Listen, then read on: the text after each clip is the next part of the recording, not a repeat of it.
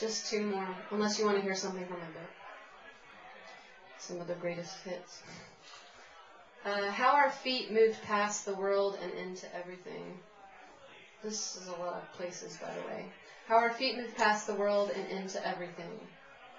I must be feeling better since I'm feeling better, but you must prove that these are not your words, written to me from under the midnight of Dahlia, atop the sun of Copenhagen, Berlin's marshes outlined by the scent of Paris's crepes and steeples. The higher Spain in its vowels of utterance approaches. I am north. These little braids of wishes fall around the carcass of serendipity we meant to spoon from the belly of a lightning bolt.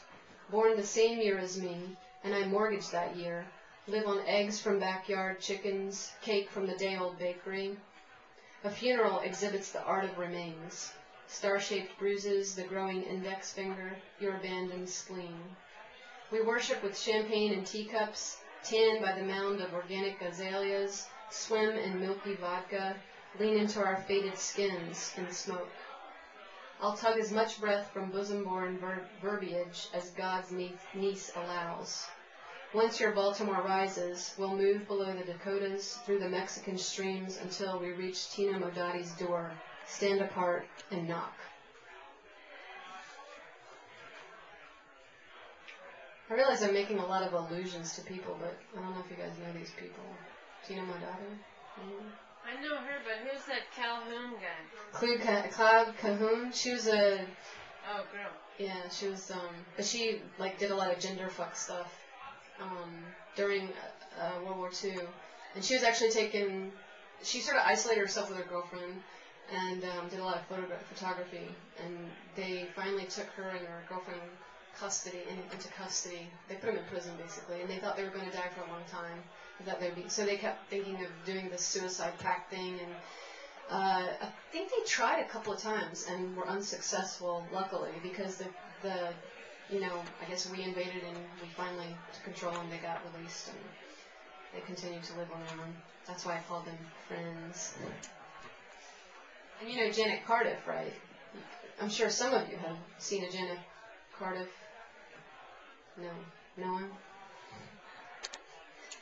Janet Cardiff does these walking tours. She's actually done a lot at, yeah, so you know.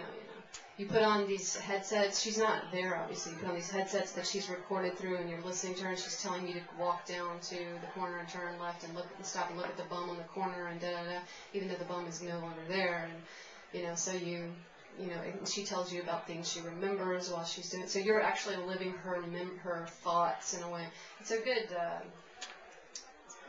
I wish you'd do more of them, and I wish you'd do them not just in the urban centers. To If by Land I Do.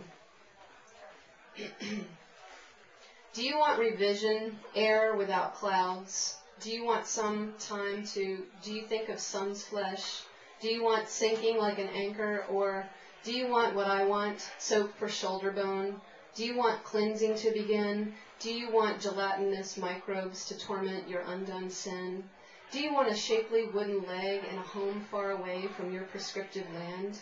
Do you want, like everyone wants, to lie between self-expression and smashing dishes, or the raccoon beside the freezer? Do you believe this the easiest way to give back what's given? Growth among the weeds, connoisseurs of criminal beauty, enamel-licking teeth, a metal-tasting tongue to speak these words that might be said, or do you the material fact of body eat too? I guess that's it, unless you want me to read something from a book. I don't know. You want something from the book? Because I only got 10 minutes. I'm supposed to cover 15. It's getting hot up here, too. I actually brought a couple of copies if anybody wants to buy one. Thanks, Farrah.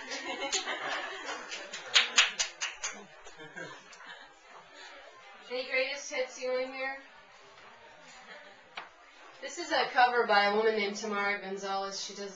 She's a painter, and she's done this great series that I don't know where it's going to show, but it should show in some wonderful place. Let's see. How about Billie Jean? Billie Jean? I don't know. What's that? I don't know. Is that what you mean?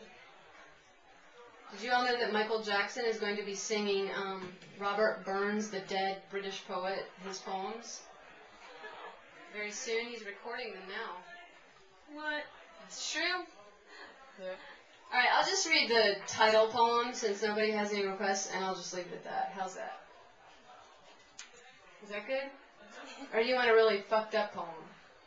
Fucked up poem. Alright. I'll do Mildly Free, because that just doesn't make any fucking sense at all. Mildly Free. A film of love can be shot in any direction. I knew a guy with a gondola blotting the sky. His other helicopter cries about an outbreak of renewed influenza that has hit this bald eagle town under average warlike pretense. We pull our daisies, chainsaw the living spaces, swallow small medicines, and select corrugated metal sheets for a blank-faced reverie and bloodlet collectibles that remedy same soft underbelly situations. Even I never thought I'd have jowls until I looked through the mirror of Glad Girls, a subsidy of the Lie Group for Women, and other feminine needleworks. But let's return to recreational knitting now. I still don't know how to let go of the keyhole and pry myself loose from this dream of constant segues. I know we can live without love from the waist up, and the kind that flows from up above, even horses that speak our language.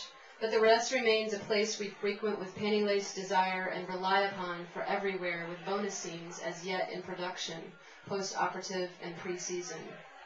Like an apricot foam, the hand that strokes a felt-like rose stem assumes where it's moving and when it's moving in. Still waiting for you, an order of peony nuns blooms at advanced screenings to inform me you don't know the patience I equate with deserving, my miscalculation on the footfall of coincidence in sexual remission with hindsight. That premiere of my badness, my blunder, my driven misgivings for all things invisible will appear at the Garden tonight.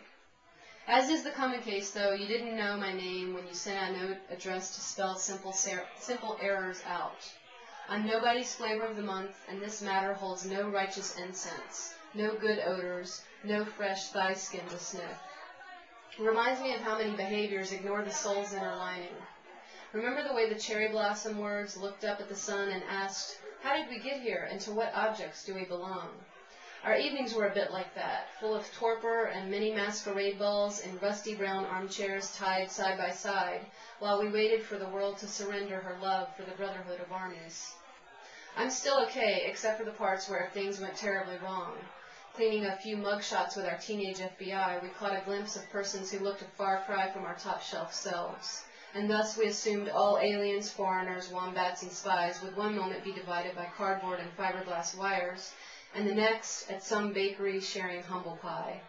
So we gave away our savings, cracked open the canned goods, and made our prayers for the end of secondary slavery, until the parental gestures were never again enough to protect our species from accidental babies with their unpredictable offspring. In the final credits, the mountains claimed their original heights, and the oppressor began his move over us, redux. Thank you. And thank you so much.